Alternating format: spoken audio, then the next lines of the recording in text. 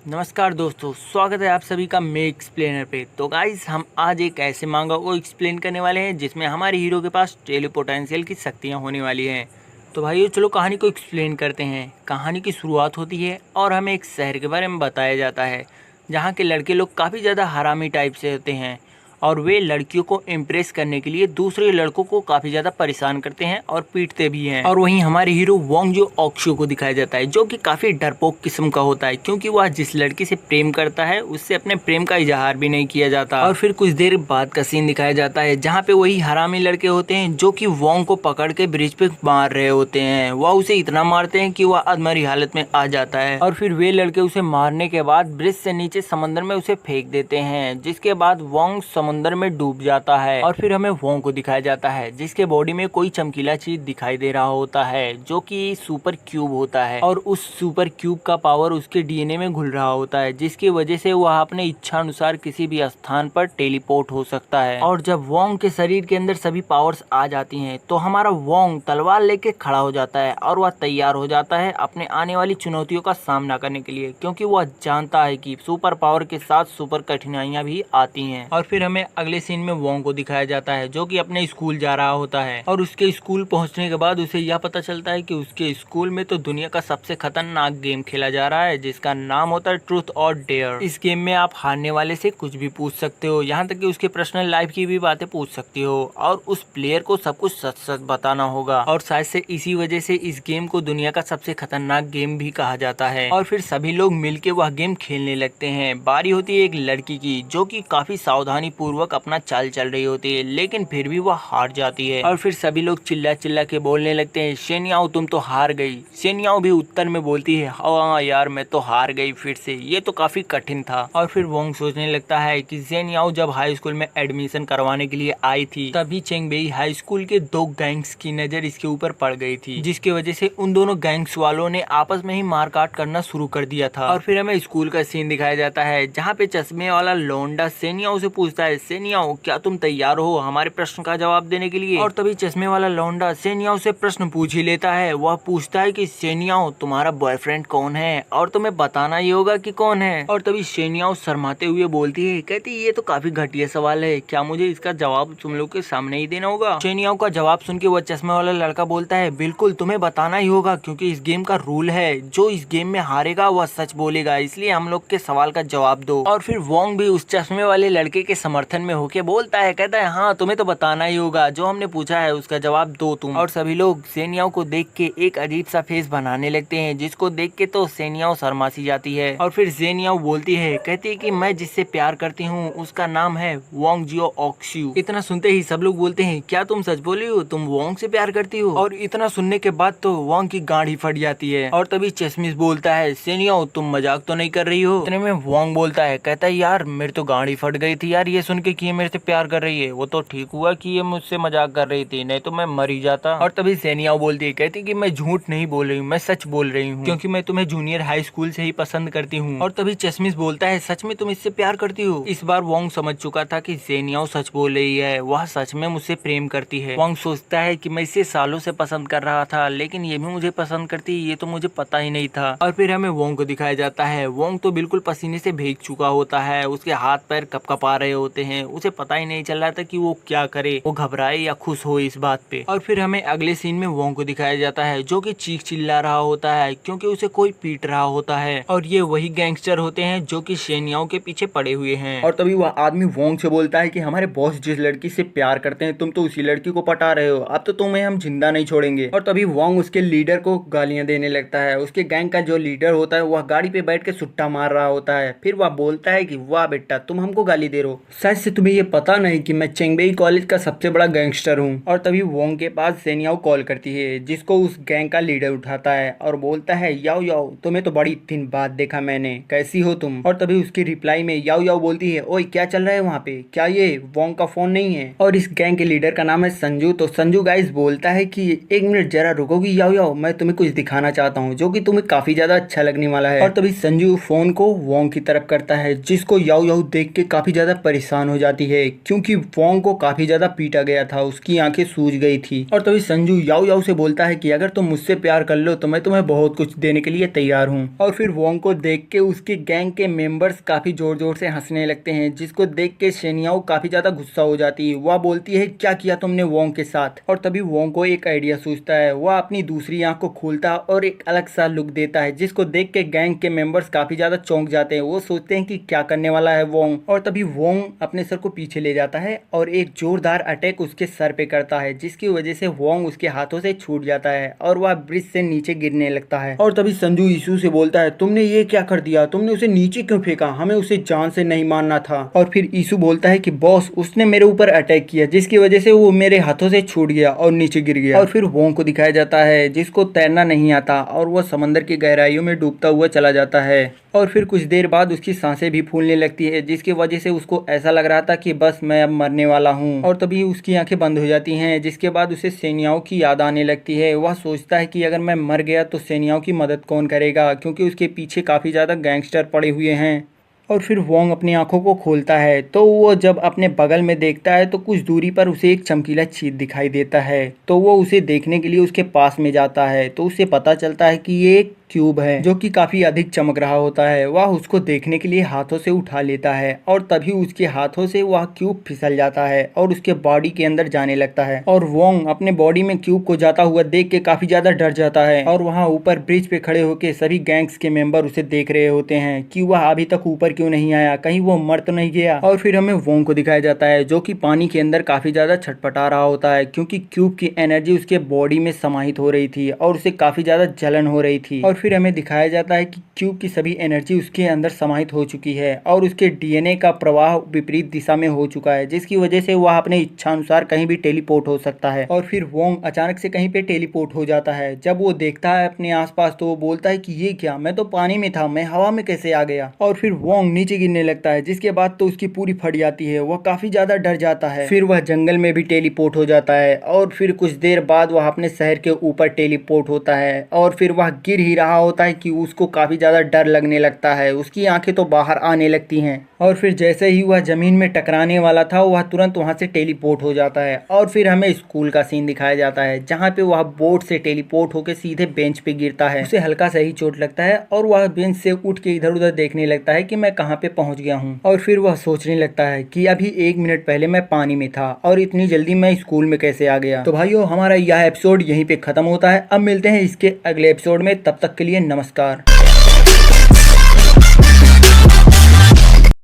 तो भाइयों पिछली वीडियो में हमने देखा कि उन गैंग के मेंबर द्वारा वोंग को समंदर में गिरा दिया जाता है, जिसकी वजह से उसे एक मैजिकल क्यूब मिल जाता है, जिसकी वजह से उसे टेलीपोर्टिंग की शक्तियां भी मिल जाती हैं। और फिर वह कभी आसमान में तो कभी जंगल में और ऐसे करके शहर में भी टेलीपोर्ट करता है। और फिर जब वह जमीन पे गिरने ही वाला था तभी वह स्कूल के बेंच पे टेलीपोर्ट हो जाता है, जिसकी वजह से उसको हल्की सी चोट लगती है पर उसे कुछ होता नहीं। और अब चलो इसके आगे देखते हैं। तो भाइयों वोंग के टेलीपोर्टिंग के दौरान जब वह स्कूल के बेंच पे जोरों से गिरता है तो उसकी आवाज स्कूल के बाहर तक भी जाती है, जिसको सुन के बाहर खड़ा वॉचमैन चौंक जाता है। और वह वॉचमैन सोचने लगता है कि यह किस चीज की आवाज थी, क्या स्कूल में अभी भी कोई है। और इसका पता लगाने के लिए वह स्कूल के अंदर जाने लगता है और फिर वह हर एक क्लास के बाहर कौन है करके पूछता भी रहता है, लेकिन उधर से रिस्पॉन्स ना आने के कारण वह हर एक क्लास के अंदर टॉर्च मार के देखने लगता है। और तभी उन्हें एक क्लास में वोंग दिखाई देता है। वह बोलते हैं आप अभी तक यहाँ पे क्या कर रहे हो। और फिर इसी दौरान हमें उस गैंग को दिखाया जाता है जो कि ब्रिज पे खड़े होके पानी में देख रहे होते हैं। उसमें से एक बंदा सोचता है क्या अभी 1 मिनट भी नहीं हुआ जो वह अभी तक बाहर नहीं आया। और तभी यीशु अपने बॉस से पूछता है बॉस हमें क्या करना चाहिए। और तभी उस गैंग का लीडर जिसका नाम होता है संजू, वह बोलता है कहना क्या चाहते हो, तुम्हारा मतलब क्या है, जल्दी से जाके नीचे उतर के उसे ढूंढो। और तभी यीशु अपने बॉस से बोलता है बॉस आज रात काफी ज्यादा ठंड है, तो क्या हमें इसके आगे यीशु कुछ कह पाता कि तुरंत उसका बॉस जिसका नाम होता है संजू वह बोलता है कि तुम एकदम से मूर्ख हो, मैंने केवल उसको डराने को बोला था ना कि उसे जान से मारने को, तो इसलिए तुम तुरंत के तुरंत जाओ और उसे ढूंढो, नहीं तो हमारे ऊपर मर्डर का आरोप आ जाएगा। संजू उन सभी से बोलता है कि जाओ और नीचे उतर के उसे ढूंढो। और फिर हमें स्कूल का सीन दिखाया जाता है जहाँ पे वॉचमैन वोंग से पूछता है क्या आप क्लास में पढ़ाई करते वक्त सो गए थे जिसकी वजह से आप इसी कमरे में बंद रह गए। और फिर वॉचमैन वोंग को ध्यानपूर्वक देखता है जिससे उसे यह पता चलता है कि वोंग के कपड़े तो गीले हैं। और फिर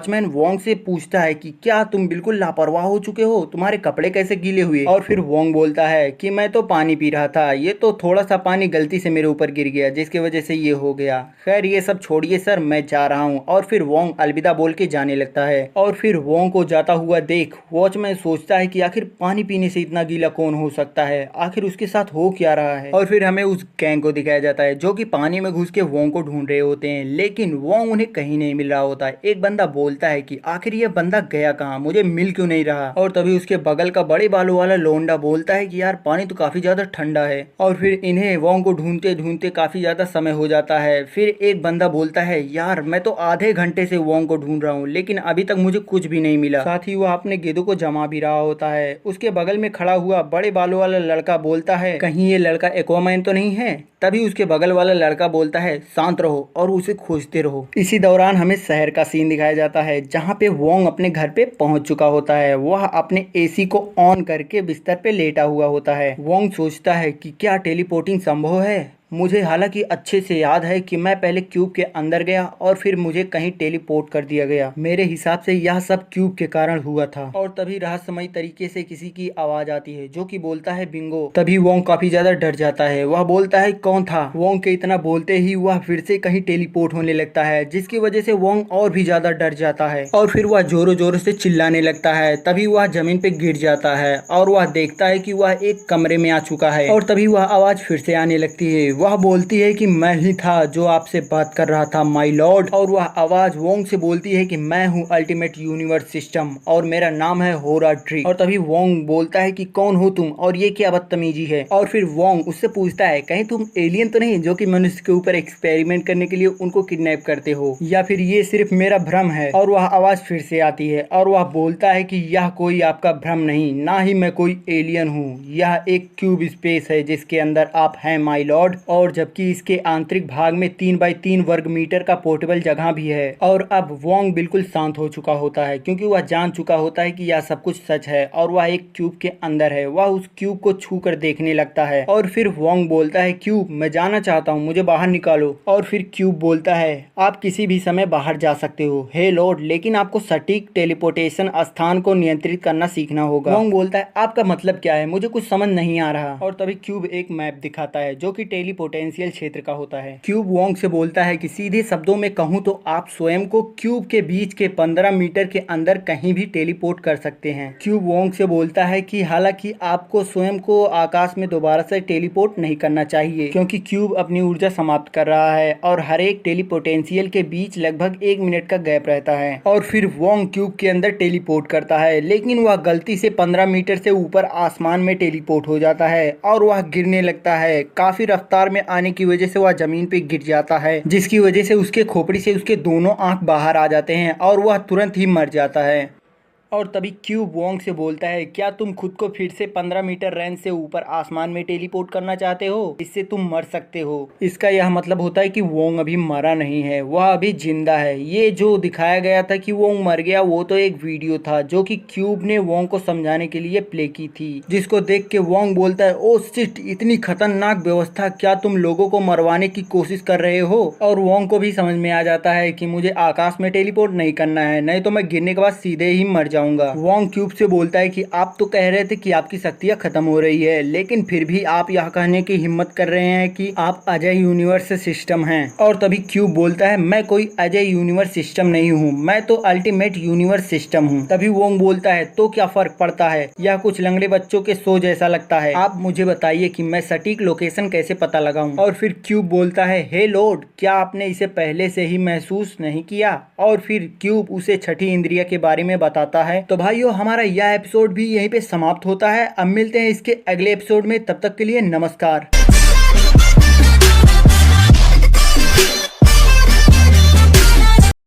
तो भाइयों हमने पिछले वीडियो में देखा था कि होरा ड्रिक ने वोंग को बताया था कि आपको क्यूब के अंदर 15 मीटर रेंज से ऊपर टेलीपोर्ट नहीं करना है, लेकिन वोंग फिर भी 15 मीटर से ऊपर आसमान में टेलीपोर्ट कर जाता है, जिसका नतीजा यह होता है कि वह जमीन पे गिर के मर जाता है। और फिर बाद में हमें यह बताया जाता है कि वोंग मरा नहीं होता, वह तो क्यूब के द्वारा चलाई गई एक होलोग्राम वीडियो होती है, जिस वीडियो को वोंग देख रहा होता है और वह होरा ड्रिक को खरी खोटी सुनाने भी लगता है। और फिर होरा ड्रिक वोंग से उसकी छठी इंद्रियों के बारे में बताता है जिससे वह सटीक लोकेशन पर टेलीपोर्ट हो सकता था। तो चलो भाइयों अब इसके आगे देखते हैं। तो हमें यहाँ पे वोंग को दिखाया जाता है जो कि होराड्रिक से पूछता है क्या छठी इंद्रिया, मुझे तो छठी इंद्रियों के बारे में कुछ भी पता नहीं है। और तभी होराड्रिक वोंग को समझाने लगता है और उसे बताता है कि यह एक प्रकार का माइक्रो रेडिएशन है जिसे परफॉर्म करने के लिए आपको अपने ध्यान को केंद्रित करना है और अपने आसपास के सभी वस्तुओं को महसूस करने की कोशिश करना है, जिसके वजह से आप क्यूब रियलम के अंदर से ही सभी वस्तुओं को स्पष्ट रूप से देख सकते हैं। और हाँ, आपको इस प्रोसेस में जिस बॉडी पार्ट का यूज करना है वह आपकी आंखें नहीं है बल्कि है आपकी सेंस एबिलिटी। और हमारे थ्योरी के हिसाब से आप 15 मीटर के रेंज के अंदर कोई भी वस्तु स्पष्ट रूप से देख सकते हैं। और फिर वोंग जब इस एबिलिटी को ट्राई करता है तो वह देखता है कि उसके कमरे में केवल उसका क्यूब है जो कि उसके बेड पे पड़ा होता है। और यह देख के वह काफी ज्यादा चौंक जाता है। वह सोचता है कि ऐसा कैसा हो सकता है कि मैं क्यूब के अंदर से बाहर के सभी वस्तुओं को देख सकता हूँ, ये तो अविश्वसनीय है। और तभी वोंग जब अपने हाथों को देखता है तो वो और भी चौंक जाता है। वह बोलता है हे भगवान, ये क्या, मैं तो अपने हाथों के अंदर की हड्डियों को भी देख सकता हूँ, यहाँ तक कि उसके अंदर बह रहे खून को भी देख रहा हूँ। और तभी वह लिविंग रूम की तरफ देखता है जहाँ उसे दीवार की आर पार दिखाई दे रहा होता है, जिसको देख के वह और भी चौंक जाता है। वह सोचता है कि ये तो काफी खतरनाक है, मैं तो वस्तुओं के आर पार भी देख पा रहा हूँ। और फिर वह दीवार के आर पार देखने लग जाता है जहाँ उसे रसोई के अंदर नलकी से गिर रहे पानी की हर एक छोटी सी बूंद भी स्पष्ट रूप से दिखाई देती है। और फिर वोंग जब सोफे के नीचे देखता है तो उसे एक छोटी सी बटन भी एकदम स्पष्ट रूप से दिखाई दे जाती है, जिसका यह मतलब है कि वोंग अब छोटी सी छोटी वस्तु को भी क्लियरली देख सकता है। और फिर वोंग अपने माता पिता को देखता है जो कि ठीक 11:40 पे अपने कमरे में सोने के लिए चले गए होते हैं। और फिर वोंग जब अगले कमरे में देखता है तो उसे एक लड़का वीडियो गेम खेलते हुए दिखाई देता है। और फिर वह इसी प्रकार से अपने आसपास वाले कमरे को भी एक्सप्लोर करने लगता है क्योंकि उसे इसमें काफी ज्यादा मजा भी आ रहा होता है। और फिर वोंग जब बाहर की तरफ देखता है तो उसे एक कैट रेलिंग पे वॉक करती हुई दिखाई देती है, जिसे देख के वह काफी ज्यादा खुश हो जाता है क्योंकि वह इस कैट के अंदर के बॉडी पार्ट्स को देखने वाला था।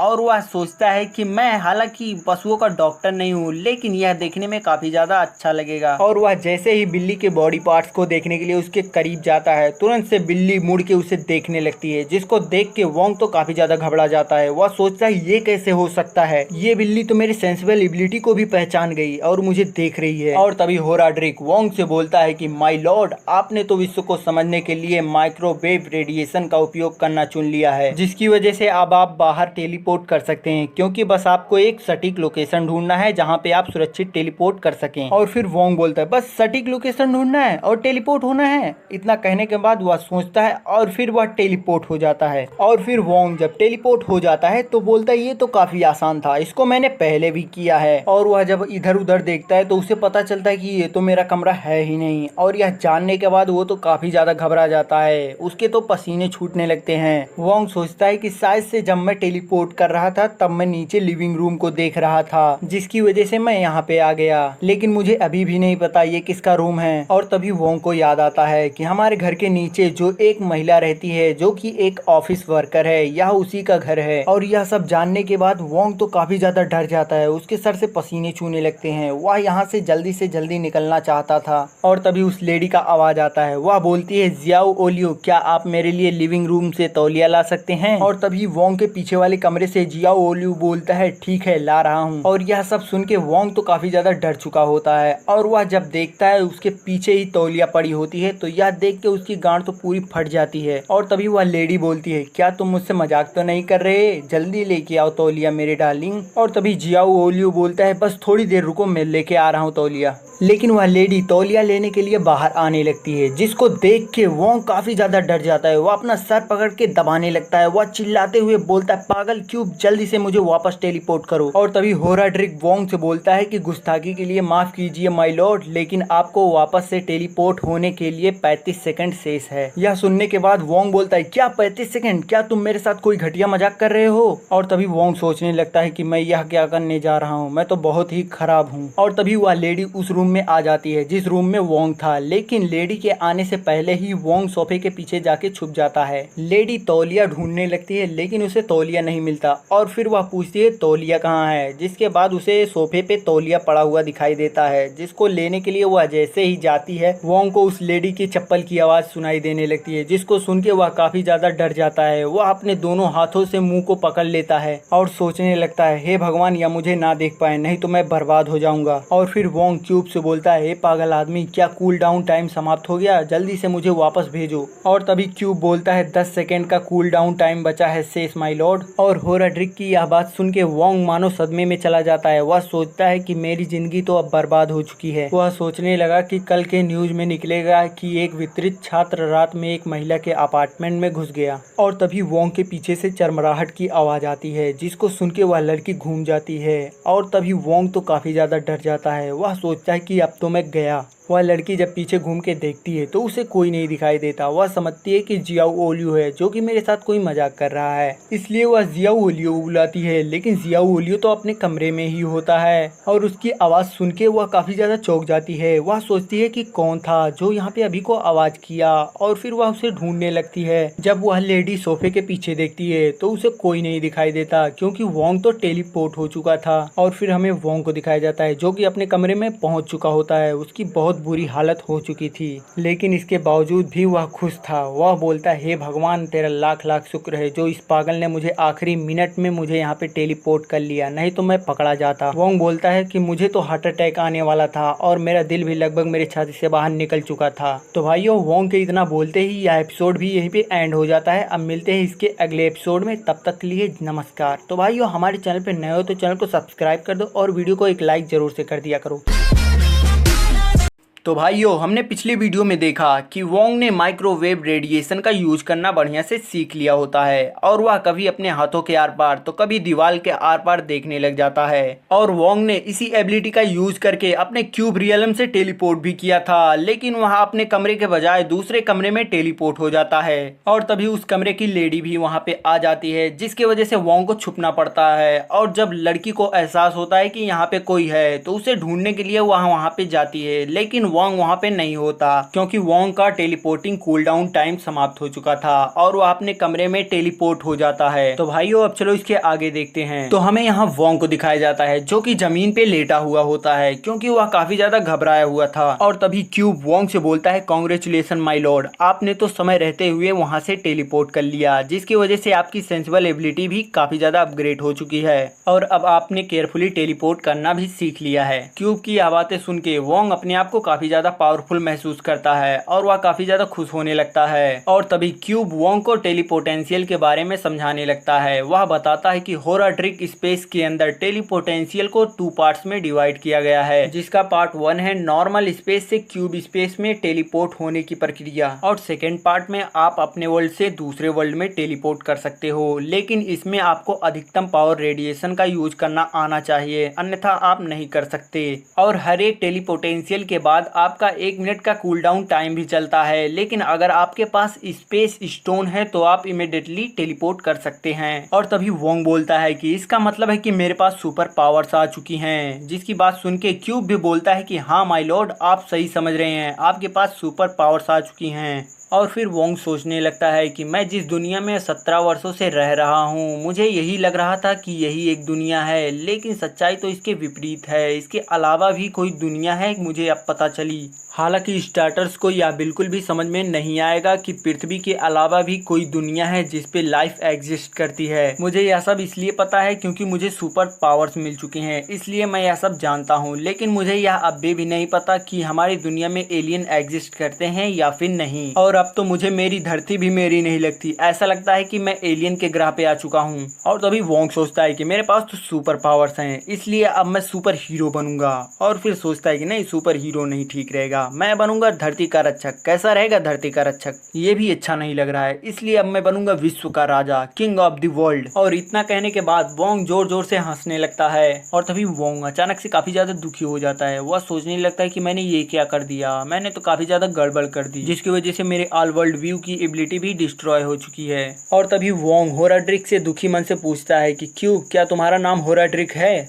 तब होराड्रिक बोलता है कि हाँ मेरा नाम होराड्रिक है। और फिर वोंग उससे पूछता है कि आप कहाँ से आए हैं, जिस पे होराड्रिक वोंग से बोलता है, हे माय लॉर्ड, मेरे डेटाबेस में इस चीज की कोई भी जानकारी नहीं है। वोंग बोलता है कि मुझे लगा ही था कि आप ऐसा ही कुछ बोलेंगे। अच्छा ये बताइए कि आपका मिशन क्या है, आप किस उद्देश्य से यहाँ पे आए हैं। जिस पर क्यूब बोलता है कि मेरा भी उद्देश्य बिल्कुल आपके ही जैसा है, आपको दुनिया का राजा बनाने का। क्यूब की यह बातें सुन के वोंग सोचता है कि आखिर इसे मुझ पे क्यों तरस आ रहा है और यह मेरी मदद क्यों करना चाहता है। वोंग के मन में चल रही बातों को क्यूब सुन लेता है और वह बोलता है कि जब आप मुझे मिले थे तब आपके भीतर एक जबरदस्त इच्छा महसूस हुई और वह इच्छा थी कि आप पावरफुल बनना चाहते थे। होराड्रिक की इस बात को सुन के वोंग को अपने साथ हुई उस घटना की याद आ जाती है जिसमें उस गैंग वालों ने इसे खूब कूटा था और फिर वह सोचने लगता है कि किस प्रकार से उस गैंग के मेंबर ने मुझे धमकी दी थी कि मैं तुम्हें जान से मार दूंगा। और इसी प्रकार से वोंग यह सभी बातें सोचने लगता है। उन सभी बीती हुई बातों को याद करने के बाद वोंग काफी ज्यादा गुस्से में आ जाता है। वह उनसे बदला लेने के लिए तैयार हो जाता है। वह बोलता है, क्यूब रियलम, आप मुझे बताइए कि आप मुझे पावरफुल कैसे बनाएंगे। तो होराड्रिक वोंग से बोलता है कि इसके लिए मुझे तुम्हारे एबिलिटीज को एक्सेस करना होगा, जिससे मुझे यह पता चलेगा कि तुम्हारी कौन सी एबिलिटी कितनी पावरफुल है। और तभी वोंग अपने स्टाइल में खड़ा हो जाता है और बोलता है कि स्कैनिंग करो। और फिर क्यूब उसकी स्कैनिंग करने लगता है, जिसके बाद उसका पावर पॉइंट पता चलता है जो होता है 0.5%। और फिर क्यूब दोबारा से वोंग की स्कैनिंग करता है। इस बार वह उसकी स्पीड पॉइंट बताता है जो कि होता है 0.7%। और फिर क्यूब वोंग के लास्ट एबिलिटी के बारे में बताता है जो कि होता है विजुअल एक्यूटी की, वह होती है उसकी 0.12%। क्यूब की ये सभी बातें सुन के वोंग उससे काफी ज्यादा चिढ़ जाता है। वह बोलता है कि मेरी विजुअल पॉइंट फुल है, क्योंकि जब मैं जूनियर हाई स्कूल में एडमिशन कराने के लिए आया था तो मैंने इसका टेस्ट भी दिया था और इसमें मेरे फुल मार्क्स भी आए थे। और तभी क्यूब बोलता है, हे माय लॉर्ड, यह डाटा मनुष्य की बॉडी के जांच के लिए बनाया गया है जो कि विट्रूवियस की बॉडी पर आधारित है और यह जो 0.12 का स्नेलन है इससे आपकी विजुअल इक्विटी का कोई भी संबंध नहीं है। लेकिन वोंग को क्यूब की कोई भी बातें समझ में नहीं आती, इसलिए क्यूब वोंग को एक वीडियो प्ले करके दिखाता है, जिस वीडियो में 15वीं सदी के प्रतिभाशाली लियोनार्डो द्वारा मापी गई ह्यूमन डेटा को दिखाया जाता है। लेकिन फिर भी वोंग को कुछ भी समझ में नहीं आता। तब क्यूब वोंग से बताता है कि मैंने तुम्हारे बॉडी के टोटल 32 पार्ट्स को स्कैन किया, जिसमें से तुम्हारी इंटेलिजेंस लेवल मैक्सिमम 0.9 है और बाकी सभी बेकार है, जो कि जनरल ह्यूमन से भी नहीं मैच खाती। जनरली कहे तो इस समय आपकी बॉडी काफी ज्यादा वीक है। क्यूब की यह बातें सुन के वोंग काफी ज्यादा गुस्से में आ जाता है। वह जोर से बोलता है कि मुझे लगता है कि तुम्हारा प्रोग्राम ही पुराना हो चुका है, क्योंकि मनुष्य को एक मजबूत दिल की जरूरत होती है जो कि 100 मांसपेशियों से भी ज्यादा मजबूत होती है।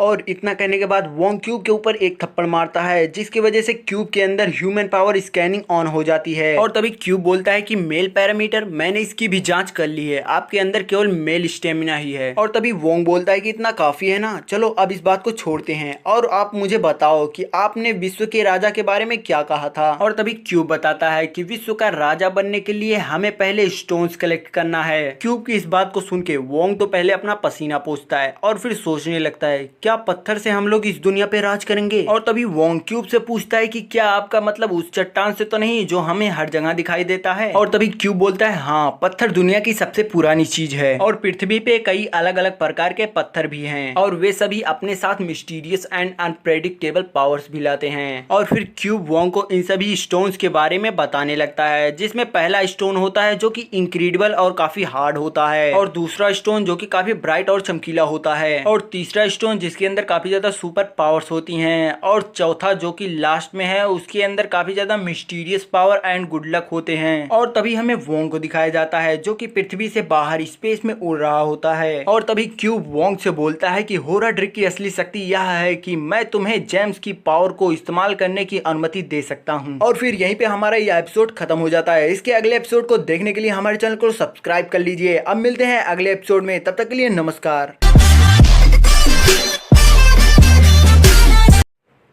तो नमस्कार मेरे प्यारे भाई लोग, आप सभी को मेरी तरफ से 15 अगस्त की हार्दिक शुभकामनाएं। तो चलिए वीडियो को आगे एक्सप्लेन करते हैं। तो गाइज हमने पिछले वीडियो में देखा था कि किस प्रकार से क्यूब ने वोंग को स्कैन करके उसकी एबिलिटीज के बारे में बताया था, और साथ में क्यूब वोंग को कुछ स्पेस स्टोन्स के भी बारे में बताता है, जिसे प्राप्त करने के बाद वह अपनी इच्छाओं को पूरा कर सकता है विश्व का राजा बन के। और वह साथ में यह भी बताता है कि मैं अपने जेम्स की पावर को तुम्हें इस्तेमाल करने के लिए दे भी सकता हूँ, लेकिन वोंग को वह देता नहीं। तो चलो अब इसके आगे देखते हैं। तो हमें यहाँ पे वोंग को दिखाया जाता है जो कि उन्हीं स्टोन्स के बारे में सोच रहा होता है। वह सोच रहा होता है कि यह सुनने में तो काफी ज्यादा बढ़िया है और फिर क्यूब से बोलता है तो क्यों ना हमें इसे अभी ही आजमाया जाए। और फिर वोंग इतना बोलने के बाद अपने लिविंग रूम में कुछ ढूंढने के लिए चला जाता है और फिर जब वह वापस आता है तो उसके हाथ में एक स्टोन का ट्री जैसा कुछ होता है। और फिर वोंग क्यूब से बोलता है कि मुझे अपने लिविंग रूम में यह स्टोन ट्री मिला, तो क्या इसकी मदद से हम पावरफुल हो सकते हैं। जिस पर क्यूब बोलता है माय लॉर्ड, मैंने आपके रूम के सभी स्टोन को बढ़िया से डिटेक्ट किया और मुझे यह पता चला कि आपके रूम में कोई भी यूजेबल स्टोन नहीं है और यह भी काफी ज्यादा पुअर क्वालिटी का अनयूजेबल स्टोन है। क्यूब की इस बात को सुन के वोंग तो चौंक जाता है। वह बोलता है कि क्या यह पुअर क्वालिटी का स्टोन है, लेकिन मेरे पिताजी ने तो मेरे चाचा जी से इसे काफी ज्यादा महंगे दामों पे खरीदा था, इसका मतलब है कि मेरे पिताजी को धोखा दिया गया है। तो क्यूब वोंग से बोलता है कि मेरे हिसाब से तो उन्हें बिल्कुल भी धोखा नहीं दिया गया है। वह मानक जिससे पत्थरों की ऊर्जा का ज्ञात किया जाता है वह उससे बिल्कुल ही अलग है, जिसके कारण ह्यूमन मार्केट में उसका दाम निर्धारित किया जाता है। और फिर वोंग कुछ सोचने लगता है, जिसके बाद उसे पता चलता है कि हाँ, मेरे माँ के पास तो एक डायमंड रिंग थी जिसकी कीमत उन्हें अपने भाग्य से चुकानी पड़ी। और फिर वोंग क्यूब से बोलता है कि क्या आप मेरी माँ के डायमंड रिंग को माप सकते हैं। जिस पर क्यूब बोलता है I am sorry my Lord, लेकिन मैंने आपके घर में कोई भी डायमंड से निकलने वाली एनर्जी को डिटेक्ट नहीं किया। क्यूब की बात सुन के वोंग बोलता है सच में, क्या डायमंड से भी ऊर्जा नहीं मिल रही है। मुझे ऐसा लग रहा है कि ऐसा इसलिए हो रहा है क्योंकि डायमंड बहुत छोटा है। जिस पर क्यूब बोलता है नहीं, जेम्स के पावर को जांचने के लिए उसके साइज का कुछ भी लेना देना नहीं है। यदि वह एक वैल्यूएबल जेम है तो उसका एक छोटा सा टुकड़ा भी ऊर्जा उत्पन्न करेगा, लेकिन तुम्हारी माँ की रिंग के ऊपर जो स्टोन है वह सिर्फ एक आर्टिफिशियल है। और फिर वोंग यह सभी बातें सुन के काफी ज्यादा परेशान होने लगता है। वह बोलता है बेचारी माँ, यह उनका एकमात्र वास्तविक सहायक उपकरण है और वह इसे बड़ी मुश्किल से ही पहनती हैं क्योंकि वह इसे काफी ज्यादा महत्व देती हैं। वोंग यह सब कुछ सोच ही रहा होता है कि तभी क्यूब वोंग से बोलता है कि मुझे कुछ मिला है, यहाँ पास में ही एक वैल्यूएबल जेम मुझे डिटेक्ट हुआ है जो कि आपके बगीचे में ही है। यह बात सुन के वोंग तो काफी ज्यादा चौंक जाता है। वह बोलता है क्या हमारे बगीचे में ही हुआ जेम है। और तभी क्यूब बोलता है कि हाँ, यहाँ धरती में एक एम्प्टिंग फैंट एनर्जी है जो कि एक रेयर ऑरा रिलीज कर रहा है। यह यहाँ के किसी भी डायमंड और जेम से अधिक वैल्यूएबल है। क्यूब की यह सभी बातें सुन के वोंग काफी ज्यादा गुस्से में आ जाता है। वह चिल्ला के बोलता है कहीं तुम पागल तो नहीं हो गए, तुम्हारा दिमाग तो ठीक है, हमारे बगीचे में कहां से इतना वैल्यूएबल जेम आ सकता है। जिस पर क्यूब वोंग से बोलता है कि होराड्रिक की या कॉस्मिक रे मेजरमेंट जो कि प्लैनेट्स के अंदर जेम्स की खोज करती है, उसकी यह एनालिसिस टूल कभी भी गलत नहीं हो सकती हैं। वोंग बोलता है कि ऐसी अगर बात है तो चलो अभी चल के खुदाई करते हैं। और फिर वोंग अपने ही एक्शन में अपने कोट को पहनने लगता है। वह ऐसा शो अप करता है कि जैसे वह गॉड लेवल ड्रेस पहन रहा हो, लेकिन फिर वो उसे ज्ञात होता है कि वो तो एक मामूली सा कोट पहन रहा है। और फिर वोंग अपने कुदाल को भी तलवार की तरह घुमाने लगता है। उसे ऐसा लग रहा होता है कि जैसे वह बैटल में जा रहा है। और फिर वह दरवाजे को धीरे से बंद करके चोरों की तरह अपने बगीचे की तरफ जाने लगता है।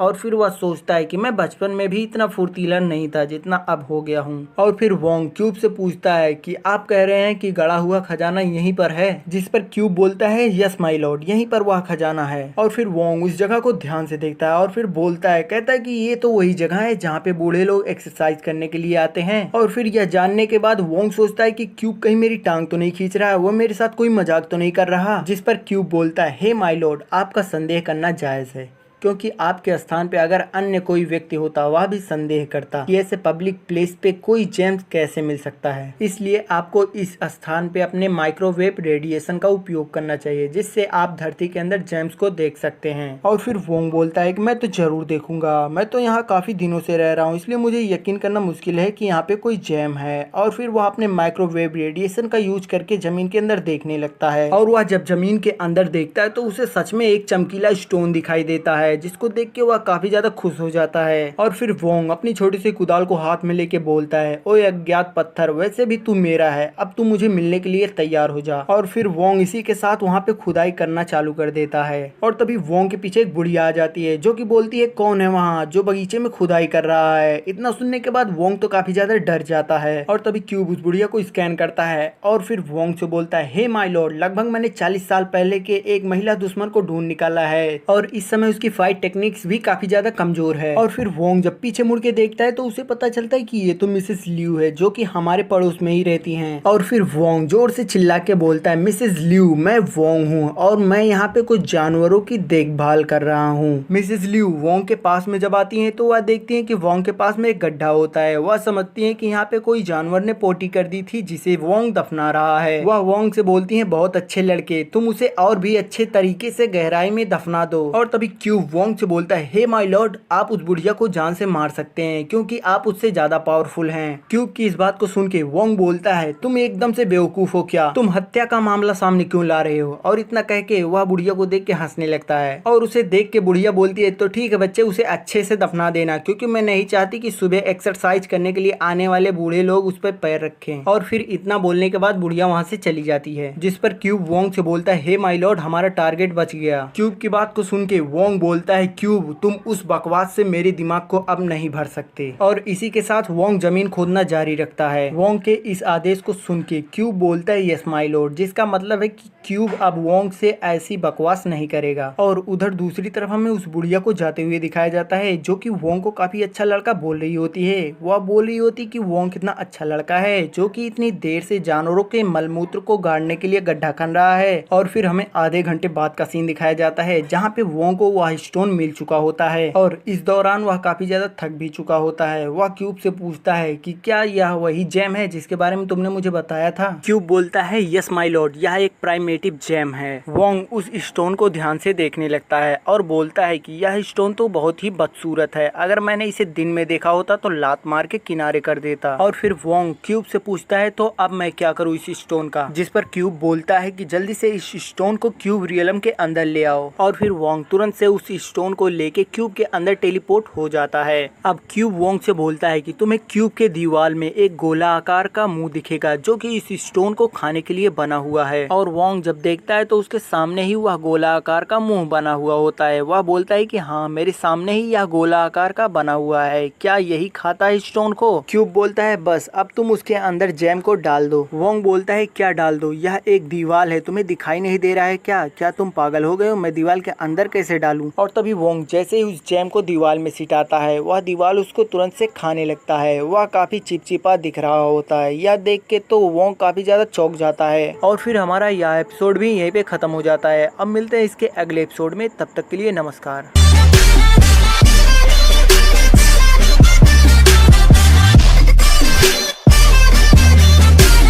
तो भाइयों, हमने पिछली वीडियो में देखा कि क्यूब को एक स्पेस स्टोन की एनर्जी फील होती है जिस पर वह वोंग को उसकी लोकेशन बताता है। और फिर वोंग उस स्टोन को खोद के जमीन से निकाल लेता है और फिर अपने क्यूब रियलम में टेलीपोर्ट हो जाता है, जिस पर क्यूब वोंग से बोलता है कि इस स्टोन को क्यूब के बने हुए होल में डाल दो। और फिर वोंग उस स्टोन को क्यूब में बने हुए होल में डाल देता है। तो भाइयों, अब चलो इसके आगे देखते हैं। हमारा अगला एपिसोड ठीक वहीं से स्टार्ट होता है जहाँ पे वह स्टोन उस क्यूब में घुल रहा होता है और वोंग बोलता है कि अब क्या? और फिर वह सोचने लगता है कि मुझे तो ठीक से पता है कि मुझे यहीं तक काम करना था, अब इसके आगे क्या करना है। और तभी वोंग के बॉडी में कुछ पावर्स इंटर कर जाते हैं जिसको देख के क्यूब वोंग से बोलता है कि आपको इन पावर्स को फील करने की कोशिश करनी चाहिए। जिस पर वोंग उन पावर्स को फील करने लगता है। उसे ऐसा लग रहा होता है कि मानो कोई लहर आ रही हो और तभी वह लहर अचानक से एक बाढ़ में बदल जाती है, जिसको देख के वोंग काफी ज्यादा डर जाता है। वह सोचता है कि यह वही पैराहिस्ट्रिक लेजेंडरी पावर तो नहीं। और तभी क्यूब वोंग से बोलता है कि यह एक प्राइमेटिव जेम है जिसके अंदर काफी अलग अलग प्रकार के पावर हैं, जिसकी वजह से आपको 2 पावर्स मिली हैं और उसके साथ एक फ्री मिला है जो कि बोनस के तौर पे है। इसका पहला पावर आपके बॉडी पावर को बढ़ा दिया है और दूसरे पावर ने आपके स्टेमिना को भी बढ़ा दिया है। क्यूब की इस बात को सुन के वोंग चौंकते हुए बोलता है, क्या इसने मेरे बॉडी के केवल 2 पावर्स को इम्प्रूव किया? लेकिन मुझे ऐसा महसूस हो रहा है कि मैं अकेले ही किसी बड़ी सेना का मुकाबला कर सकता हूँ। तो क्यूब वोंग से बोलता है, ऐसा इसलिए है क्योंकि आपकी बेसिक एट्रीब्यूशन काफी ज्यादा वीक है और इस पावर की वजह से आपके स्ट्रेंथ को 0.4 से बढ़ा करके 2.4 कर दिया गया है और यहाँ पे आपके बॉडी में पूरे 600% का इम्प्रूवमेंट किया गया है, इसलिए आपका पूरी तरह से अलग फील करना तो नेचुरली है। तो वोंग बोलता है, अच्छा अब मुझे समझ में आया कि मुझे ऐसा क्यों महसूस हो रहा था।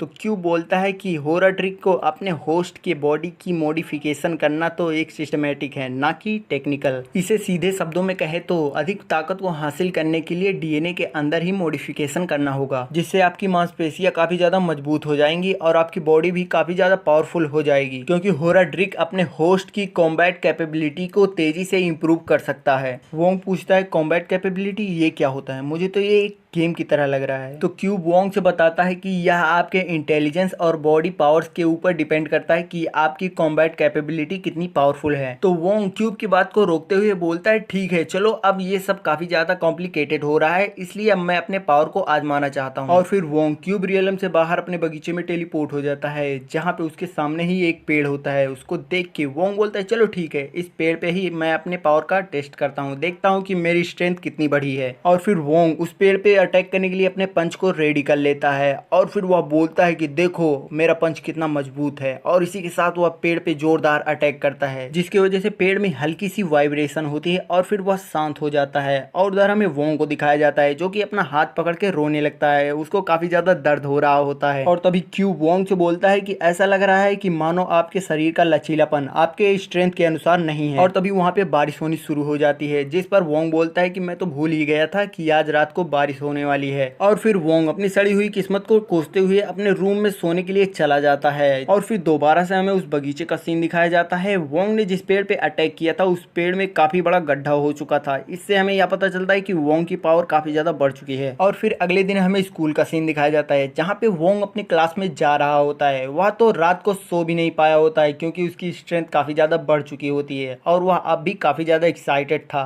और तभी जेनियाओ वोंग को देख के गुड मॉर्निंग उसे बोलती है, तो वोंग भी बोलता है हे गुड मॉर्निंग जेनियाओ। तो जेनियाओ वोंग से बोलती है कि कल रात जो हुआ उसके लिए मैं तुमसे माफी मांगना चाहती हूँ, क्योंकि मेरा ऐसा कोई इरादा नहीं था कि मैं तुम्हें कोई मुसीबत में डालूं। तो वोंग बोलता है कोई बात नहीं, मुझे भी तुम्हें थैंक्स बोलना है। तो जेनियाओ पूछती है कि तुम्हें किस लिए थैंक्स बोलना है।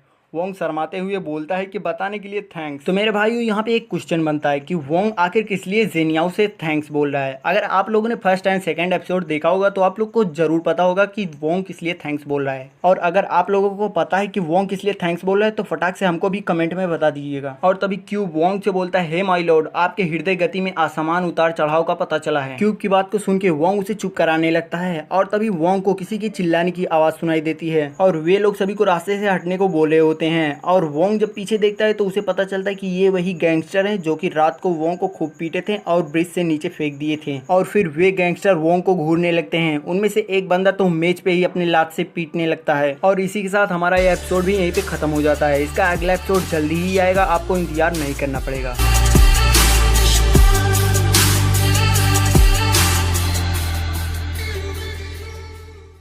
तो भाइयों हमने पिछले वीडियो में देखा था कि वोंग अपने स्कूल आ चुका था और जेनियाओ उसे देख के उससे कल रात जो हुआ उसके लिए माफी मांगने लगती है, तो वोंग उसे माफ कर देता है। लेकिन तभी वोंग के पास वही गैंग के लोग आ जाते हैं जिन्होंने वोंग को पिछली रात खूब पीटा था। तो भाइयों चलो अब इसके आगे देखते हैं। तो कहानी वहीं से शुरुआत होती है जहाँ पे वे गैंग के लोग वोंग को घूर रहे होते हैं। उन गैंग के लोगों को देख के क्लास के सभी स्टूडेंट बोलने लगते आखिर ये कौन है जो कि हमारे क्लास में आया है। तभी उसके बगल की एक लड़की उसे चुप कराते हुए बोलती है कि तुम धीरे बोलो, नहीं तो अगर उसने सुन लिया तो बहुत बुरा हो जाएगा, क्योंकि वह चेंगबेई कॉलेज का गैंग लीडर है जिसके एक आदेश पे वे लोग कुछ भी कर सकते हैं। और तभी उस गैंग का लीडर जिसका नाम होता है संजू, वह वोंग से बोलता है कि मैंने तो सोचा कि तुम मर चुके हो और मैंने तुम्हें वापस जीवित देखने की उम्मीद ही छोड़ दी थी। यह सुन के वोंग बोलता है संजू और उसे मारने के लिए आगे बढ़ ही रहा होता है कि सेनियाओ उसका हाथ खींचते हुए उसे रोकती है, लेकिन संजू सेनियाओ को ऐसा करता देख लेता है और फिर वोंग से बोलता है क्योंकि कल तुम नहीं मरे इसलिए तुम आज मर सकते हो।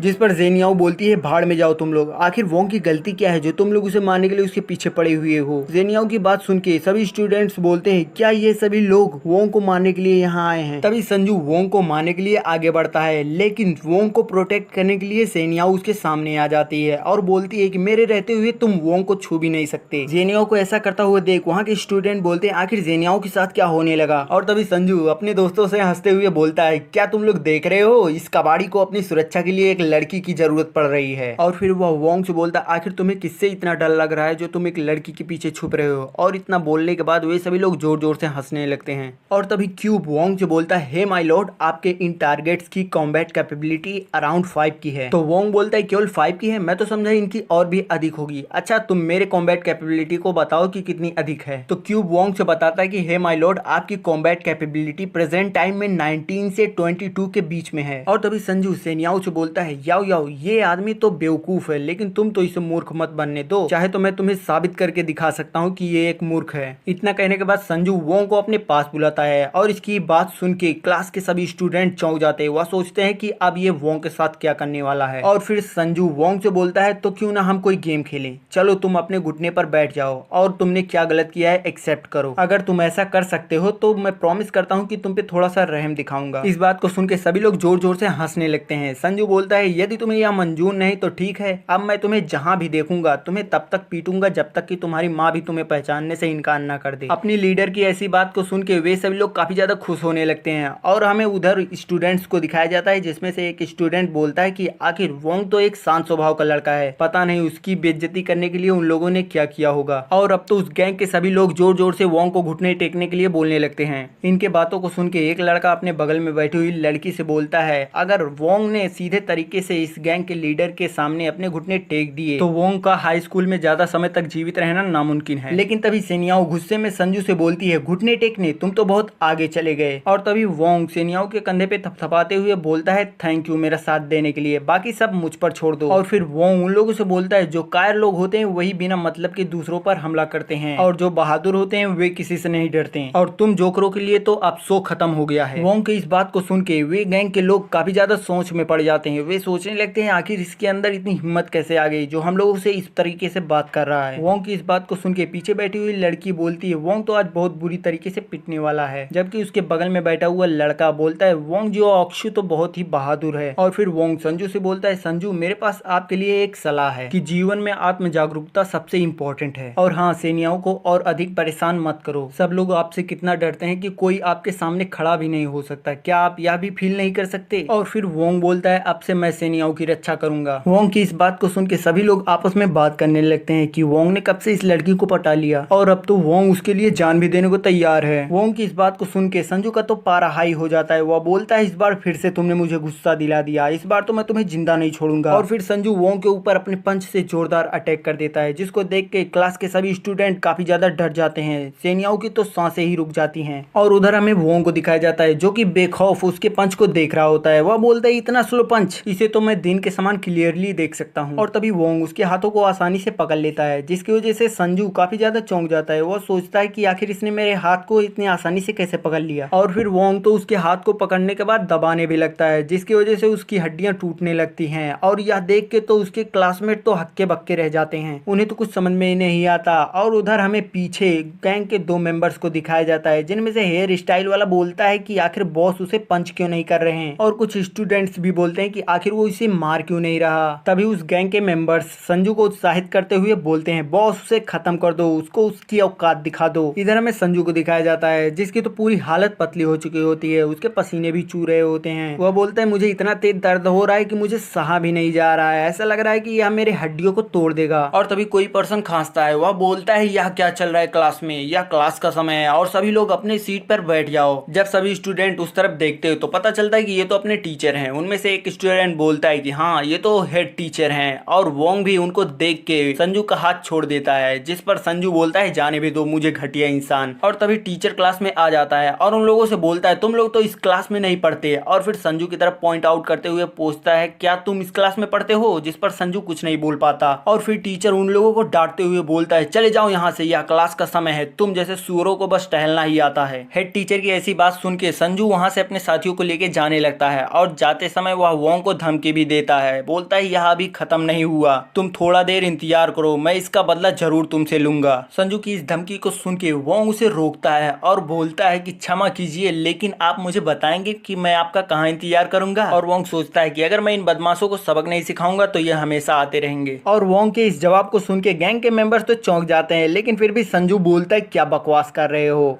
और सभी स्टूडेंट्स भी वोंग के इस जवाब को सुन के काफी ज्यादा खुश हो जाते हैं। वे तो उसकी तारीफ करने लगते हैं। बोलते हैं कि चेंगबेई कॉलेज के गैंग लीडर को इसने तो धमकी दे डाली। और फिर टीचर उन लोगों को घूरते हैं जिसकी वजह से सभी लोग खामोश हो जाते हैं। फिर संजू जाते वक्त वोंग से बोलता है, तुम तो अपने मौत के लिए काफी ज्यादा एक्साइटेड हो, तो ठीक है, स्कूल के बाद तुम बास्केटबॉल कोर्ट में मिलना। और तभी वोंग उसे पतली गली से निकल जाने का इशारा करता है, जिसको देख के संजू का तो खून खोल जाता है, लेकिन वो कुछ भी कर नहीं सकता। और फिर वो अपने दोस्तों को वहां से लेके निकल जाता है। संजू के बाहर जाते ही क्लास के सभी स्टूडेंट्स आपस में बात करने लगते हैं कि वोंग तो काफी ज्यादा लक्की है जो है टीचर क्लास में आ गए, नहीं तो आज वोंग की खोपड़ी फोड़ देते वे लोग। और उधर संजू बाहर जाते हुए सोचता है कि अच्छा हुआ जो टीचर समय पे आ गए, नहीं तो दर्द के मारे मैं चिल्ला देता और गैंग लीडर होने के नाते मेरी काफी ज्यादा बदनामी भी होती। और तभी उसका एक साथी बोलता है, बॉस आखिर आपने उसे पीटा क्यों नहीं? जिस पर संजू बोलता है, क्या तुम लोग ये समझते हो कि मैं उस टीचर के सामने उसे नहीं पीट सकता, बल्कि मैं तो उसे उस दिन का पछतावा करवाऊंगा जब उसने मुझे क्रश किया था। संजू की इस बात को सुन के उसके साथी काफी ज्यादा खुश होने लगते हैं। बोलते हैं, बॉस आप तो काफी ज्यादा क्रूएल हैं। उधर हमें संजू को दिखाया जाता है जो कि काफी ज्यादा डरा हुआ होता है, उसके हाथ तो कपकपा रहे होते हैं। और फिर इसी प्रकार से ये सभी लोग स्कूल से बाहर चले जाते हैं। जिसके बाद हमें क्लास का सीन दिखाया जाता है जहाँ पे टीचर सभी लोगों को पढ़ा रहे होते हैं। और इसी बीच हमें सेनियाओं को दिखाया जाता है जो कि वोंग को देखे जा रही होती है। वो तो वोंग को अब काफी ज्यादा पसंद करने लगती है और वोंग तो अपना खुश होकर पढ़ाई कर रहा होता है। और उधर हमें लड़कियों को दिखाया जाता है जो कि आपस में बात कर रही होती हैं, जिसमें से एक लड़की का नाम होता है काउदी। और फिर टीचर उन लोगों को बात करता हुआ देख काउदी के सर पे चौक फेंक के मारता है और उसे बुलाता है, बोलता है, काउदी इधर आओ और इस प्रश्न का उत्तर दो। और फिर सीन चेंज होता है, हमें स्पोर्ट्स इक्विपमेंट रूम का सीन दिखाया जाता है जहाँ पर संजू अपने गैंग के कुछ मेंबर्स के साथ होता है। वह सिगरेट पी के उन्हें अपने लातों से रौंद रहा होता है और वह अभी भी इसी बारे में सोच रहा था कि उसकी जोरदार पकड़ की वजह से मैं तो अपना हाथ भी नहीं हिला पाया था। क्या लड़ाई लड़ने के लिए जोरदार पकड़ जरूरी होती है? और तभी उस गैंग का एक मेंबर आता है जो कि कुछ प्लान बना के आया हुआ होता है। वह बोलता है कि बॉस आपने जैसा कहा था ठीक वैसा मैंने कर दिया है। जिस पर संजू बोलता है, बहुत अच्छे, अब उसे उस दिन का पछतावा होगा जिस दिन उसने मुझे क्रॉस किया था। तो भाइयों हमारा यह एपिसोड यहीं पे एंड होता है, लेकिन आप लोग अभी इस वीडियो को छोड़ के मत जाइएगा। मैंने एक न्यू कॉमिक स्टार्ट की है जो कि इस वीडियो के एंड स्क्रीन के लेफ्ट साइड में दिख रही होगी, उस पर क्लिक करके फटाक से उसे वॉच कीजिएगा। इस एपिसोड की शुरुआत में हमें कॉलेज का सीन दिखाया जाता है जहाँ पे छुट्टी हो चुकी होती है और सभी स्टूडेंट्स अपने घर जा रहे होते हैं। और फिर हमें जिम ऑफ वाइचेन नंबर 1 हाई स्कूल को दिखाया जाता है जहाँ पे वोंग उस गैंग लीडर से मिलने के लिए जा रहा होता है, लेकिन सेनिया उसे जाने नहीं देती और बोलती है, मैंने कभी सोचा नहीं था कि ये तुम्हें परेशानी में डाल देगी और यह मेरी ही गलती है। तो वोंग बोलता है, इसमें तुम्हारी कोई गलती नहीं, इसे देर सवेर होना ही था, इसके लिए तुम अपने आप को दोषी मत ठहराओ। सेनिया बोलती है, वोंग प्लीज तुम उन लोगों के पास मत जाओ, कृपया करके बार टीचर से हेल्प मांग के देखो, शायद से वे तुम्हारी हेल्प कर दें। तो वोंग बोलता है, तुम्हें चिंता करने की कोई भी जरूरत नहीं, क्योंकि कल तक मैं जैसा था अब वैसा बिल्कुल भी नहीं हूँ, मैं इसे संभाल लूंगा, तुम्हें चिंता करने की कोई भी जरूरत नहीं। और इतना बोलने के बाद वोंग वहां से चला जाता है। और फिर वोंग उस गैंग लीडर से मिलने के लिए जा रहा होता है और खुद से बोलता है, मुझे इस संजू एलन जैसे गंदी मैल को साफ करना होगा, नहीं तो ये दिन ब दिन बदबू फैलाना शुरू कर देगा और इसे जड़ से खत्म करना ही इस समस्या का सही तरीका है। मुझे लगता है कि संजू के गैंग में लगभग 5 से 6 लोग तो होंगे ही और मुझे उन्हें भी संभालना होगा। और फिर वोंग इसी प्रकार से सोचते सोचते स्पोर्ट हॉल में पहुंच जाता है जहाँ पे संजू बैठा हुआ होता है। और संजू वोंग को देख के काफी ज्यादा खुश हो जाता है, वो तो उसकी तारीफ करने लगता है और बोलता है, मुझे तो अपनी आंखों पे विश्वास ही नहीं हो रहा है कि मिस्टर वोंग यहाँ पे आए हैं। तभी उस गैंग का एक आदमी बोलता है, तुम तो सच में काफी ज्यादा बहादुर निकले, लेकिन तुम्हें यहाँ पे फिर भी नहीं आना चाहिए था। अब जब तुम यहाँ पे आ ही गए हो तो अब तुम यहाँ से जिंदा वापस नहीं जा सकते। तो वोंग बोलता है, मैं जानता था कि तुम जैसे लोग तो ऐसे समझने वाले नहीं, इसलिए मैंने सोचा क्यों ना एक बार चल के तुम लोग को अच्छे से समझा दिया जाए। अब वोंग की ऐसी वार्निंग को सुन के वे सभी लोग काफी ज्यादा अग्रेसिव हो जाते हैं और वोंग की तरफ बढ़ने लगते हैं, जिसको देख के वोंग की तो हालत पतली होने लगती है। वह सोचने लगता है कि मैंने सोचा था इसके गैंग में केवल 5-6 लोग ही होंगे, लेकिन मेरा सोचना गलत है, इसके गैंग में तो और भी लोग हैं। और तभी होराड्रिक वोंग से बोलता है, हे लॉर्ड 14 होस्टाइल टारगेट्स दिखाई दे रहे हैं, नहीं 15,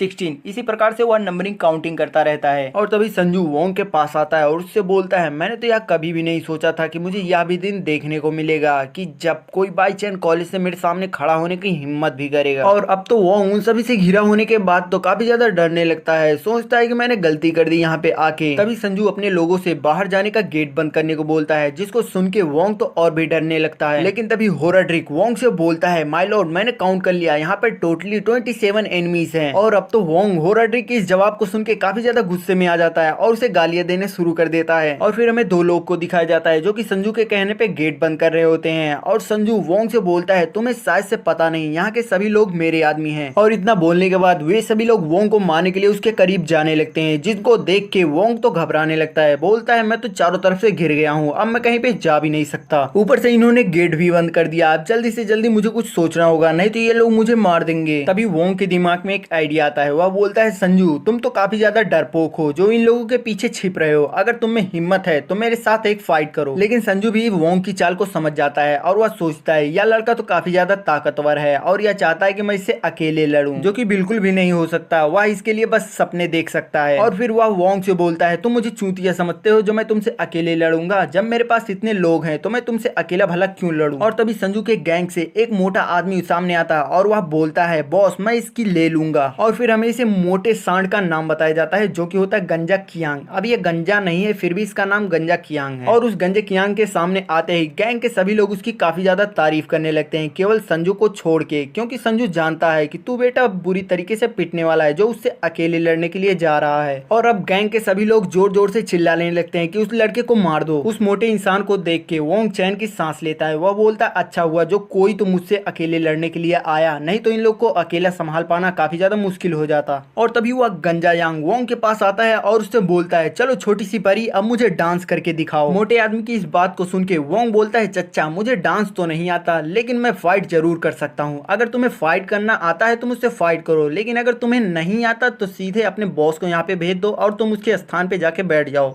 तो गंजा कियांग बोलता है तुम तो अभी काफी ज्यादा छोटे हो, पहले तुम मुझे तो मार के दिखाओ, अगर तुमने मुझे मार दिया तो उसके बाद तुम मेरे बॉस को फाइट के लिए चैलेंज कर सकते हो। मोटे कियांग की इस बात को सुन के संजू की तो काफी ज्यादा फटने लगती है। वह सोचता है इस मोटे को आखिरकार मुझे इस फाइट में शामिल करने की क्या जरूरत थी। और तभी गंजा कियांग वोंग से बोलता है लेकिन तुम्हें दोबारा से फाइट करने का मौका मिलेगा ही नहीं। और फिर इतना कहने के बाद वह वोंग पे अटैक कर देता है। तभी वहां पे एक जोरदार पंच हिट होता है जिसमें हमें दिखाया जाता है कि वही मोटा इंसान हवा में उड़ते हुए दीवार से जाके लड़ता है, क्योंकि वोंग ने अपने फास्ट मूवमेंट का यूज करके यहाँ पे इसे एक जोरदार हिट किया होता है, जिसकी वजह से उस मोटे इंसान के बॉडी से खून निकलने लगता है। और यह देख के उस गैंग के लोगों को तो विश्वास ही नहीं होता और वोंग तो अभी भी अपने उसी पंचिंग पोज में बना रहता है, जिसको देख के सभी लोग को कुछ समझ में नहीं आता कि आखिर यहाँ पे क्या हुआ, उसे किसने मारा, क्या वह टॉप फाइटर नहीं था, मुझे तो कुछ दिखाई ही नहीं दिया। और इसी प्रकार से सभी लोग अलग अलग बातें बनाने लगते हैं। और फिर दूसरी तरफ हमें संजू को दिखाया जाता है जिसकी तो हालत पतली हो रखी थी। वह सोचता है कि ये तो काफी ज्यादा खतरनाक आदमी है, मैंने सोचा भी नहीं था कि यह इतना पावरफुल होगा। और तभी वोंग संजू से बोलता है क्या तुम मुझसे लड़ने के लिए तैयार हो या फिर तुम मुझसे डर रहे हो, मुझे लगता है कि तुम काफी ज्यादा डरपोक और कायर किस्म के हो, या तुम्हारे अंदर मुझसे लड़ने के लिए हिम्मत नहीं है, मुझे लगता है कि तुम काफी ज्यादा फट्टू हो। अब वोंग की इस बात को सुन के कुछ लोग तो उसे गाली देने लगते हैं और कुछ पूछते हैं ये कमीना लड़का है कौन। तो उसमें से एक आदमी बोलता है यह लड़का और कौन हो सकता है, या वही है जो हमारे बॉस की लड़की के पीछे पड़ा हुआ है। और कुछ लोग तो बोलते हैं ये तो काफी ज्यादा पावरफुल है, इसने तो गंजा कियांग को एक ही पंच में धूल चटा दी। और अब तो संजू अपने लोगों के मुंह से उसकी बड़ाई सुन के काफी ज्यादा गुस्सा हो जाता है। वह सोचता है मुझे कैसे भी करके इसे मारना होगा। और तभी संजू के दिमाग में एक खुराफाती आइडिया आता है, जिसके बाद वह जोर से हंसता है और फिर बोलता है कि मानता हूँ कि तुम एक अच्छे फाइटर हो, लेकिन मेरे एरिया के बाहर मेरे लोगों को थप्पड़ मारना और मेरे ही एरिया में आके मेरे ही लोगों के सामने मेरी इंसल्ट करना, शायद से तुम्हें पता नहीं कि इसमें कितना बड़ा गैप है। और मुझे यह भी लगता है कि तुम हमारे आसपास के लोगों को भूल ही गए। और तुम्हें क्या लगता है ऐसे ही तुम 2-4 लोगों को थप्पड़ मार के खुद को विनर साबित कर सकते हो? तो ये तुम्हारी बहुत बड़ी भूल है। मैं तुम्हें एक चीज बता देता हूँ, हमारे पास जो लड़ने वाले हैं उनकी संख्या है 1 दर्जन। इसी की बदौलत हम लोग बाई चेन गैंग के पास हैं और हमने उनमें से सभी को कुचल के मार दिया। अब सोचो क्यों? क्योंकि हम अपनी इंसल्ट नहीं होने देंगे और ऐसे ही पावरफुल बने रहेंगे। और संजू की इस बात को सुन के उसके सभी लोग काफी ज्यादा इंप्रेस हो जाते हैं। वह बोलते हैं कि हमारे बॉस सही कह रहे हैं, आखिरकार हमारी भी कोई इज्जत है, हमारे बारे में ऐसे कोई बुरा नहीं बोल सकता। और तभी वोंग इन सभी की बातों को सुन के तो काफी ज्यादा चौंक जाता है। वह सोचता है इसने तो काफी ज्यादा अच्छा भाषण दिया, जिसकी वजह से इसने तो एक पल में ही इन लोगों के अंदर मेरे खिलाफ आग भड़का दी। और तभी संजू अपने साथियों से वोंग को खत्म करने के लिए बोल देता है, जिसकी वजह से वे सभी लोग एकजुट होकर वोंग के ऊपर अटैक करने के लिए चले जाते हैं। उन सभी को अपनी तरफ आते हुए देख वोंग तो डरने लगता है और सोचता है इसके चाल ने तो सच में काम कर दिया, आखिरकार अब जाके इसने अपने गैंगस्टर माइंड चाल को चला है। और फिर इसी के साथ हमारा यह एपिसोड यहीं पे एंड हो जाता है। अब मिलते हैं इसके नेक्स्ट एपिसोड में, तब तक के लिए नमस्कार।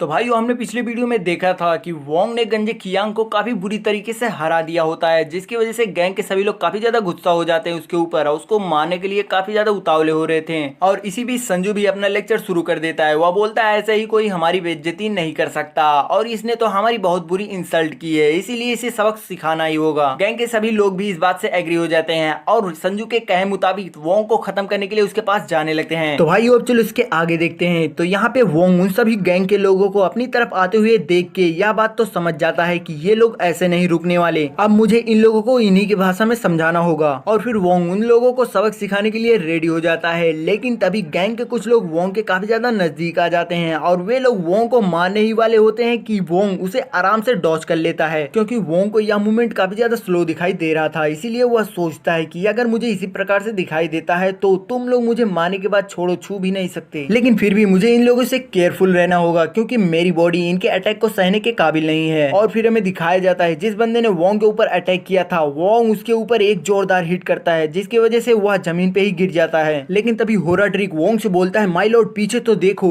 लेकिन वोंग को पीछे देखने में काफी ज्यादा देर हो चुकी होती है, क्योंकि उसके पीछे से एक बंदे ने उसे जोरदार लात मारी होती है, जिसे देख के संजू काफी ज्यादा खुश होने लगता है। वह मन ही मन सोचता है बहुत सही, मार दो इसे, जान से खत्म कर दो। आखिरकार ये सोचता क्या है, मेरे पास इतने आदमी होने के बावजूद भी मैं इसे अकेले लड़ूंगा। और फिर इधर हमें वोंग को दिखाया जाता है जो कि लात खाने की वजह से काफी ज्यादा उसे दर्द हो रहा होता है। वह कुछ कर पाता इससे पहले ही उस बंदे ने दोबारा से वोंग के ऊपर अटैक कर दिया होता है। लेकिन इस बार वोंग ने अपने फास्ट मूवमेंट का यूज करके उसके पैरों को काफी ज्यादा इजिली पकड़ लेता है। और फिर वोंग उससे बोलता है तुम तो एक घटिया किस्म के इंसान हो जिसे बस पीछे से ही वार करना आता है, मैं तुम्हें बताता हूँ कैसे सामने से अटैक किया जाता है। और वोंग के इस फास्ट मूवमेंट को देख के तो उस बंदे के पसीने छूटने लगते हैं। तभी वोंग उस पे अटैक करने के लिए अपने पैरों को काफी ज्यादा पीछे ले जाता है और अपने पिछवाड़े का जोर लगा के एक जोरदार अटैक उसके अंड पे करता है, जिसकी वजह से उसका अंड ही झंड हो जाता है। और जब उस गैंग के सभी लोग वोंग के इस अटैक को देखते हैं तो उनकी गांड फट जाती है, क्योंकि वोंग ने उसके ऊपर इतनी जोर से अटैक किया होता है जिसकी वजह से वो हवा में उड़ने लगता है। और उसे हवा में उड़ता हुआ देख एक आदमी बोलता है वो तो हवा में उड़ रहा है। जिसके बाद हमें संजू को दिखाया जाता है जो कि काफी ज्यादा डर चुका होता है इस अटैक को देख के। साथ ही वह सोचता है मुझे ऐसा लग रहा है कि मानो हाई स्कूल के छात्रों के बीच काफी ज्यादा दुश्मनी है, लेकिन जो कुछ भी हो मुझे जल्द से जल्द इसे खत्म करना होगा, नहीं तो आगे चल के यह मेरी जिंदगी का सबसे बड़ा कांटा बनने वाला है। और फिर वह अपने लोगों से बोलता है कोई भी रुकना मत, सब लोग एक साथ मिलकर उसके ऊपर अटैक करो, उसे लड़ने का बिल्कुल भी मौका मत देना। संजू के इतना कहते ही गैंग के सभी लोग एकजुट होकर वोंग के ऊपर टूट पड़ते हैं। तो कोई पैर पे, तो कोई मुंह पे, कोई पीठ पे जोर जोर से उसे पीटने लगते हैं, जिसकी वजह से वोंग की हालत खराब होने लगती है। उसे कुछ सोचने का भी मौका नहीं मिल रहा था। तभी वोंग को काफी ज्यादा गुस्सा आता है और वह एक जोरदार पंच अपने सामने वाले आदमी को मारता है, जिसकी वजह से उसके मुंह से खून आने लगता है और वह आदमी तुरंत ही वहां पे बेहोश हो जाता है, जिसको देख के गैंग के और लोग काफी ज्यादा डर जाते हैं। और तभी वोंग उन लोगों को गुस्से में बोलता है तुम लोगों को दूसरे को मारने में बहुत ज्यादा मजा आता है, अब मैं तुम लोगों को मार खाने का मजा चखाता हूँ। और इसी के साथ वोंग अपने पीछे वाले बंदे का सर पकड़ के उसके पीछे वाले बंदे के सर में भिड़ा देता है, जिसकी वजह से उसके पीछे जितने बंदे होते हैं आपस में ही लड़के गिर जाते हैं। और अब वोंग अपने फास्ट मूवमेंट का यूज करके उन सभी बंदों को बुरी तरीके से पीटने लगता है, कभी पंच तो कभी किक, इतना मारता है कि वे लोग दोबारा उठ नहीं पाते। और हमें दिखाया जाता है कि वोंग अपना पूरा जोर लगा के उन लोगों को पंच करता है, जिसकी वजह से वे लोग हवा में उड़ के दूसरे बंदों से जाके लड़ते हैं। तभी वोंग काफी जोरदार पंच एक आदमी को मारता है, जिसकी वजह से उसके मुंह से उसका दांत बाहर आ जाता है। तभी वोंग फाइट के दौरान काफी ज्यादा थक जाता है। वह सोचता है मुझे उम्मीद नहीं थी इस बात की कि इस फाइट के दौरान मैं इतना ज्यादा थक जाऊंगा, और अब तो मुझे यह भी नहीं लगता कि इन लोगों से मैं ज्यादा देर तक फाइट कर सकता हूँ। और तभी होराड्रिक वोंग को केयरफुल रहने को बोलता है, लेकिन इस बार भी वोंग को उसकी बात समझने में काफी ज्यादा देर हो जाती है, क्योंकि वोंग के ऊपर अटैक करने के लिए उसके पीछे एक बंदा खड़ा होता है। जैसे ही वोंग पीछे घूमता है वह बंदा जोरदार अटैक उसके अंड पे करता है, और यह अटैक इतना खतरनाक होता है कि मानो वोंग को ऐसा लग रहा हो कि उसके प्राण निकलने वाले हैं। वोंग की इस कंडीशन को देख के संजू काफी ज्यादा खुश होने लगता है। जिस बंदे ने वोंग को मारा होता है उसकी संजू काफी ज्यादा तारीफ करने लगता है, और साथ ही वोंग पे लगातार अटैक करके उसे जान से खत्म करने को बोलता है। यह बात सुन के वोंग को काफी ज्यादा गुस्सा आने लगता है। वह इतने गुस्से में आ जाता है कि जिस बंदे ने उसके ऊपर अटैक किया था वोंग उसके पैर को पकड़ के गोल गोल घुमाने लगता है, और उसके आसपास जितने भी बंदे होते हैं उसी की सहायता से उनके सर में जोर जोर से मार रहा होता है। और साथ ही उन लोगों से बोलता है तुम्हें क्या लगता है दूसरों के दम पे गैंग बना लेना और मासूम लोगों को परेशान करना, मारना, और फिर तुम कहते हो कि मेरी भी कोई गरिमा है? तो ऐसी गरिमा जाए भाड़ में, मैं बताता हूँ तुम किस लायक हो। और इसी के साथ वोंग जिस बंदे को पकड़ा होता है उसे नचा के हवा में फेंक देता है, और यह सब देख के तो गैंग के सभी लोगों की आंखें फटी की फटी रह जाती हैं। जैसे ही वह बंदा नीचे आने लगता है वोंग अपने पंच को तैयार कर लेता है उसे मारने के लिए। उस बंदे की हालत पहले से ही खराब होती है और वोंग जब उसे मारने के लिए आ रहा होता है यह देख के तो उस बंदे की और भी हालत पतली होने लगती है। और इस बार वोंग काफी जोरदार पंच उसके थोबड़े पे हिट करता है और उससे बोलता है तुम्हारा यह गैंग बस एक सूरों का झुंड है जिसमें ढेर सारे नामर्द भरे पड़े हैं। और फिर हमें दिखाया जाता है वोंग ने जिस बंदे को पंच किया था वह उड़ते हुए दूसरी तरफ जा रहा होता है और उसके बगल का बंदा यह देख के तो काफी ज्यादा डर चुका होता है। और वोंग ने जिस बंदे को पंच किया होता है वह सीधे उड़ते हुए संजू की तरफ जा रहा होता है, जिसकी वजह से संजू काफी ज्यादा डर चुका होता है। उस बंदे का सर जाके सीधे संजू के थोड़े में लड़ता है जिसकी वजह से उसके मुंह से खून आने लगता है और वह तुरंत से अपने मुंह को ढक लेता है। तभी हमें वोंग को दिखाया जाता है जिसने लगभग सभी लोगों को डाउन कर दिया होता है। कुछ लोग तो उससे डर के भागने लगते हैं और संजू एक कोने में बैठ के रो रहा होता है, लेकिन वोंग अभी भी काफी ज्यादा गुस्से में होता है। वह बोल रहा होता है और कोई आना चाहता है तो आ जाओ। उसके साथ में क्यूब भी बोलता है और कोई आना चाहता है तो आ जाओ। हॉरर ट्रिक की बात सुन के वोंग तो चौंक जाता है। वह सोचता है मैं तो बस डराने के लिए इनको ऐसा बोल रहा था क्योंकि अभी 10 से अधिक लोग बचे हुए हैं और कोई ऐसा तरीका भी नहीं है जिससे मैं इन लोगों को अपनी साइड कर सकूं। और एक आदमी वोंग को देख के सोचता है ये तो काफी पावरफुल लड़का है या कोई नॉर्मल लड़का नहीं हो सकता। संजू भी सोचने लगता है कि मैंने इसके बारे में शुरू से ही काफी गलत समझा, यह मेरी ही गलती है। और फिर वह रोते हुए बोलता है मैं यह सब कुछ खत्म करना चाहता हूँ, मैं अपनी हार मानता हूँ। लेकिन तभी वहाँ पे किसी की ताली बजाने की आवाज आने लगती है। वह बंदा जब सामने आता है तो वह बोलता है मुझे यह उम्मीद ही नहीं थी कि बाईचैन हाई स्कूल के गैंगस्टर इतने ज्यादा कमजोर होंगे। तुम्हें खुद सोचना चाहिए, तुम एक अकेले लड़के से पूरे गैंग के साथ लड़ रहे हो, उसके बाद भी अगर तुम हार जाओ तो यह एक मजाक की तरह लगता है। और फिर इसी के साथ हमारा यह एपिसोड खत्म हो जाता है। अब मिलते हैं इसके अगले एपिसोड में।